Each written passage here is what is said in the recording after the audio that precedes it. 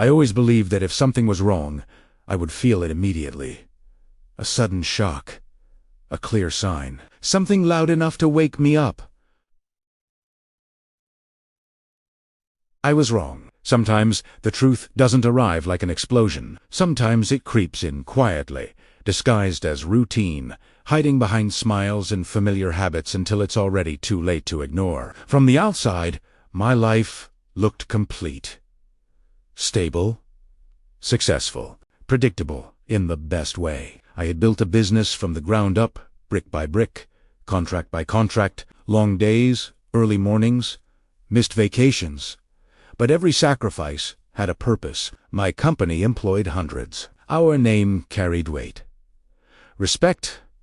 And at home, I had what everyone called a perfect family. My wife, Claire, knew how to play her role flawlessly. Elegant, composed, always supportive in public. The kind of woman people admired from a distance and envied quietly. We had been married for over a decade. Long enough to believe we had already survived the hardest seasons together. We had one son, Ethan.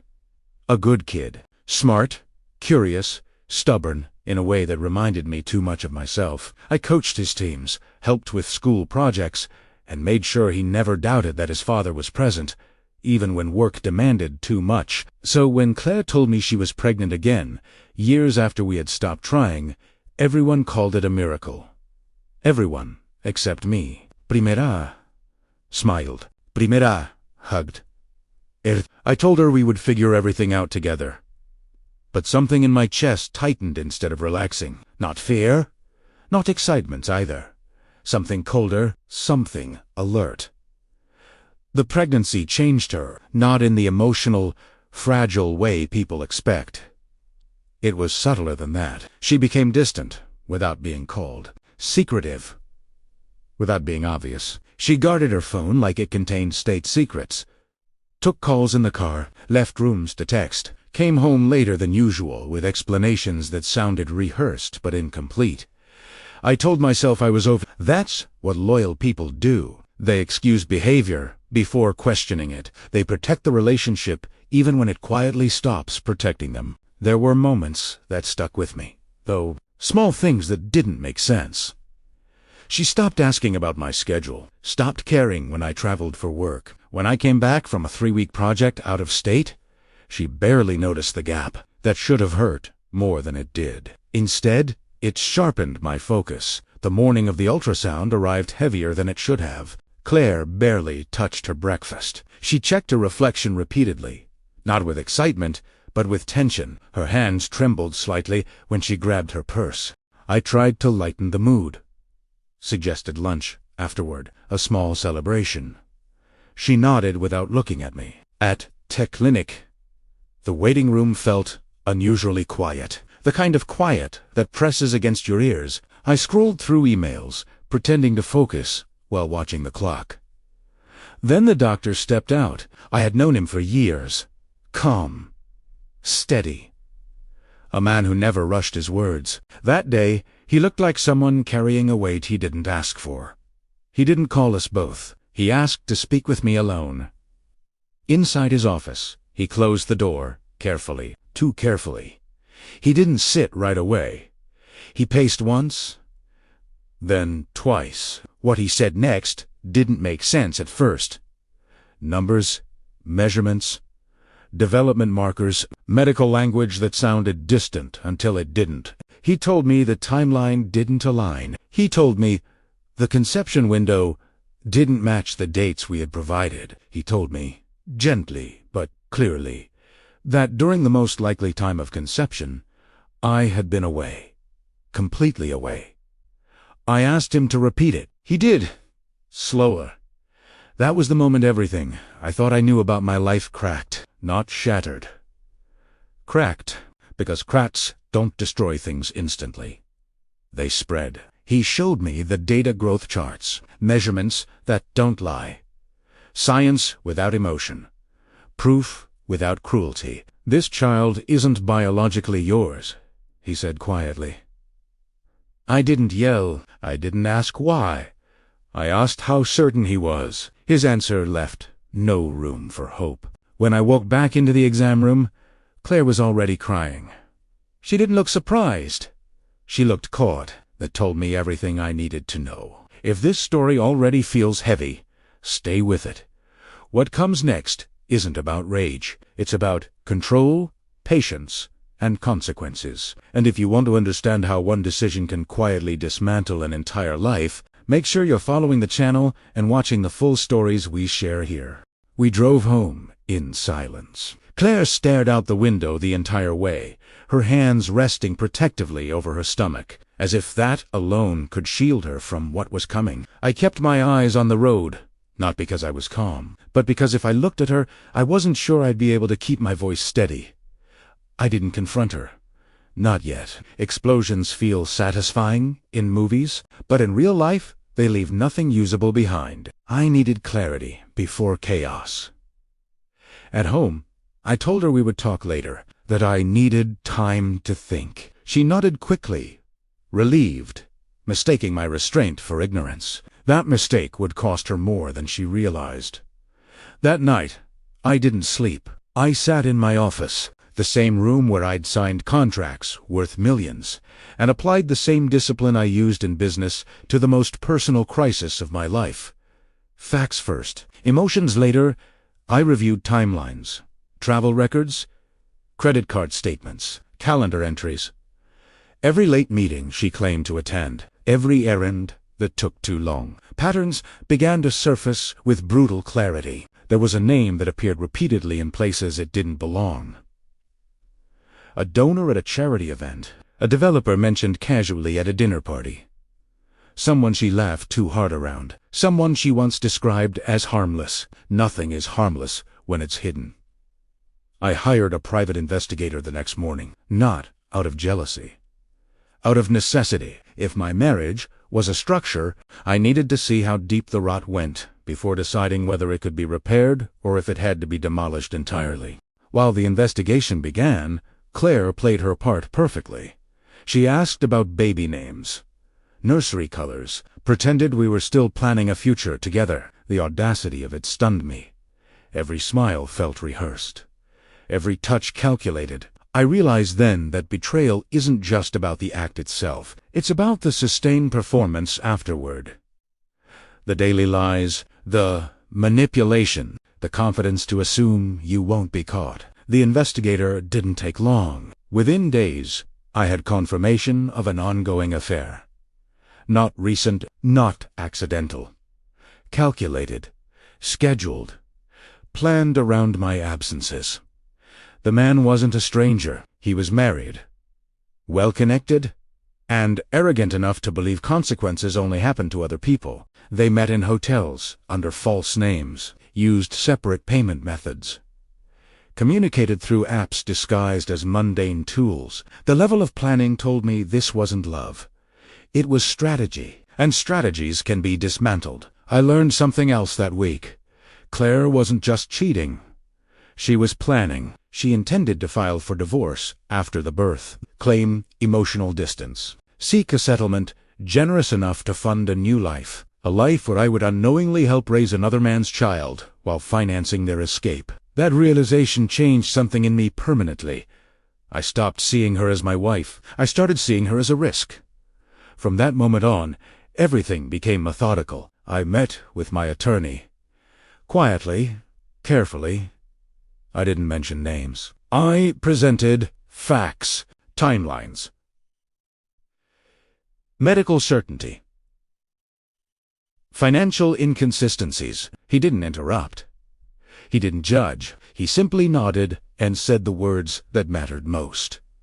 You found out in time. We reviewed asset protections, prenuptial clauses she had forgotten about, legal options that didn't involve public confrontation or emotional destruction, every move designed to protect my son above all else. Meanwhile, the investigator kept digging, and what he uncovered went far beyond infidelity. The man Claire was involved with wasn't just dishonest in his marriage. His business dealings were questionable. Regulatory shortcuts, financial irregularities, patterns that suggested he had never learned the difference between opportunity and entitlement. People like that assume silence is permanent. They're wrong. Claire sensed the shift. She grew anxious, asked if something was wrong, tried to re-establish closeness. I played my role just as convincingly as she played hers, because sometimes the most powerful response isn't anger. It's patience. If this story feels intense, it's because this is the point where most people make the wrong move. If you want to see how restraint can become leverage, make sure you're following and watching the full stories on the channel. The next phase required precision.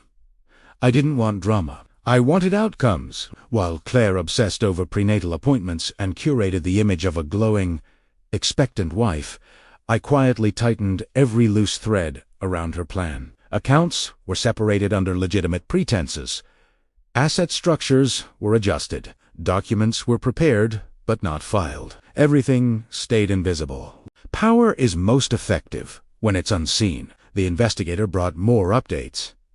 Meetings weren't random. They followed my travel schedule with disturbing accuracy. When I was out of state, they were together. When I returned, they vanished back into their respective marriages, like nothing had happened. It wasn't passion. It was logistics. Then came the detail that removed any remaining doubt. A hotel invoice tied to a night I had video proof of being hundreds of miles away. The conception window aligned perfectly. Biology doesn't lie. People do. I confronted the man first, not emotionally, not publicly. I requested a business meeting. He arrived confident, relaxed, convinced this was about potential collaboration. He talked freely. Too freely. People like him always underestimate silence. I asked questions. Let him explain his vision. Let him brag. Let him reveal inconsistencies without realizing he was doing it.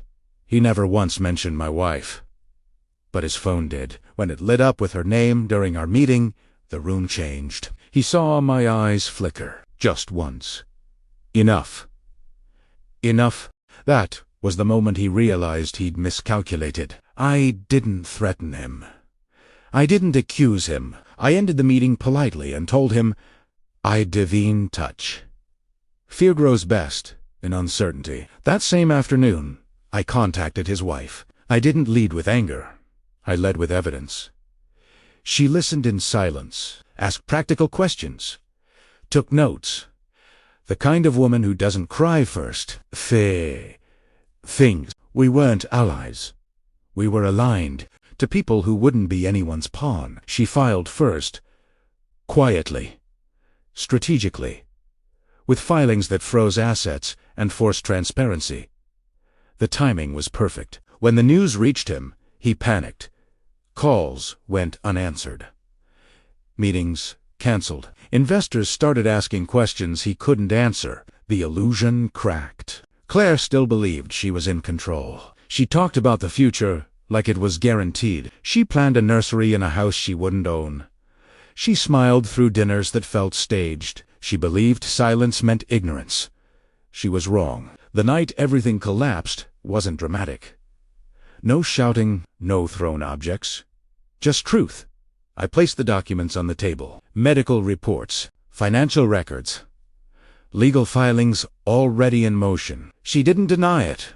She cried, begged, reframed, claimed confusion, claimed loneliness, claimed she never meant for it to go this far. Te never do. What she couldn't explain was the planning. Money. The intention to let me raise a child. That wasn't mine.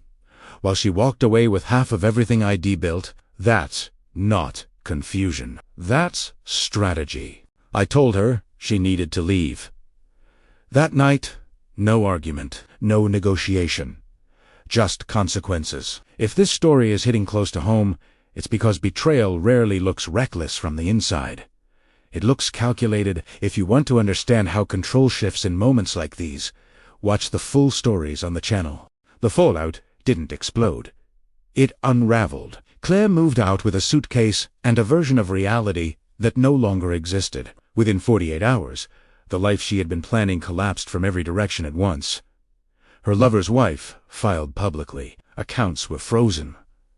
Lawyers started calling. The man she believed would handle everything suddenly couldn't even answer his phone. That's when panic replaced confidence. She showed up at my office, unannounced. Not angry, not dramatic, terrified. She asked if we could talk like adults. She said mistakes were made. She said she was overwhelmed. She said the baby complicated everything. I told her the baby clarified everything. I had already filed. The legal process was surgical. Prenup clauses she'd forgotten about, activated automatically once infidelity was proven. The evidence was airtight. Medical timelines, financial records, witness statements. There was nothing left to debate. Her lawyer tried. Briefly, then reality set in. She wasn't getting half. She wasn't getting the house. She wasn't getting control of the narrative. And she certainly wasn't getting silence. The other man didn't fare better. Federal audits began quietly. A few regulatory questions turned into investigations. Projects stalled. Permits were revoked. Investors disappeared overnight. The lifestyle he sold online couldn't survive real scrutiny. By the time charges were filed, he was already finished. Claire tried to reach him. Repeatedly, he stopped responding. That's when the truth hit her hardest.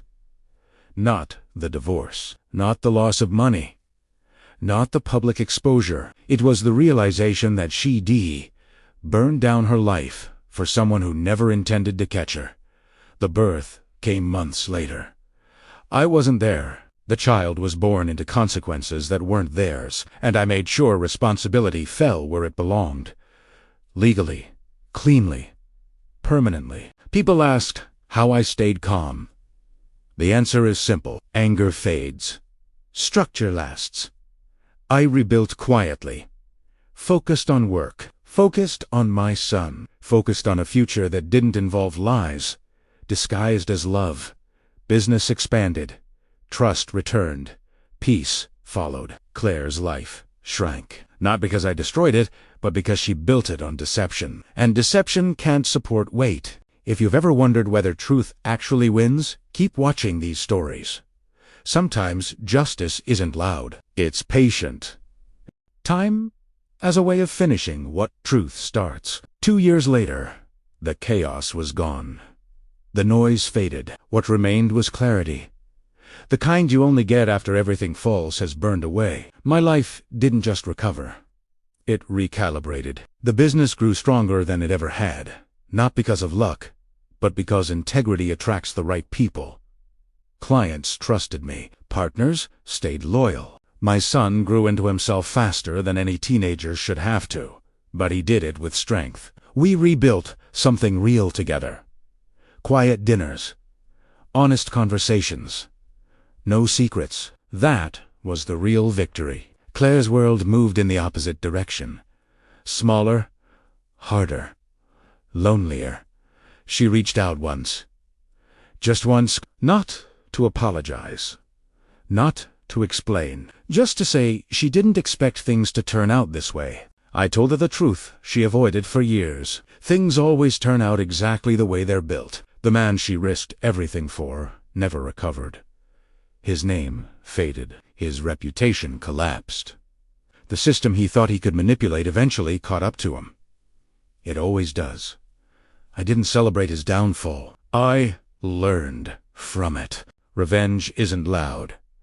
It's precise. It's choosing patience over rage, strategy over impulse, truth over comfort. That ultrasound didn't just reveal a betrayal. It revealed who people really were when consequences arrived. And here's the part no one talks about. You don't win by humiliating someone. You win by refusing to let their choices define your future. If this story resonated with you, support the channel by staying with us. These stories aren't just entertainment. They're lessons written in real consequences. There are more truths like this.